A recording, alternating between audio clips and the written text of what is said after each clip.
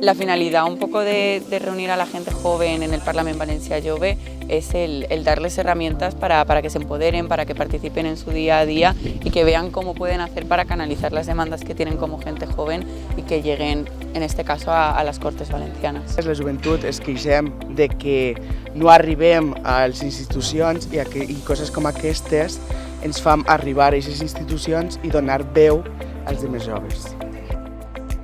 Para el Consejo esta actividad es muy importante porque la actividad la están realizando más de 60 personas jóvenes que no están asociadas. Entonces es una forma de dar a conocer nuestra plataforma y conozcan un poco todo el trabajo que realizamos desde el Consejo.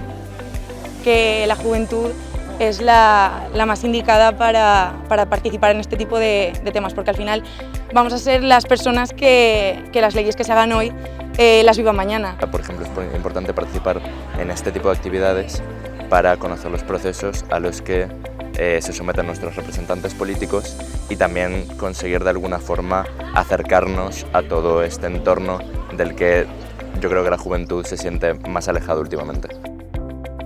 Durante todo el fin de semana la gente joven ha estado participando, ha estado metida en el proyecto y además una cosa muy positiva que recalcamos es que han sabido ponerse en el lugar del otro, entrar en el juego de rol que estábamos haciendo y pues eso, empatizar los unos con los otros y llegar a acuerdos que desde el Consejo creemos que es algo importante hoy en día.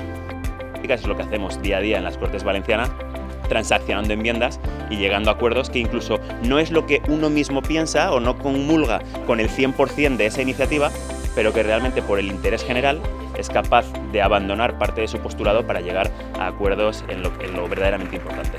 Som gent d'ideologies molt diferents i hem tingut els nostres debats fora també de lo que és el debat que ja se creava en les activitats. Tens tolerància, perquè encara que no ho compartisques, no és que estiga mal, és que és algo diferent a tu. La convivència, jo crec que estos dies que estan així, jo crec que és importantíssima per a ells de cara al futur, sobretot per a saber relacionar-se, perquè al final la vida personal d'una persona, ja no la vida política, suposa relacionar-se en altres persones d'ideologies molt distintes, que també és una de les coses que jo crec que aporta aquesta iniciativa.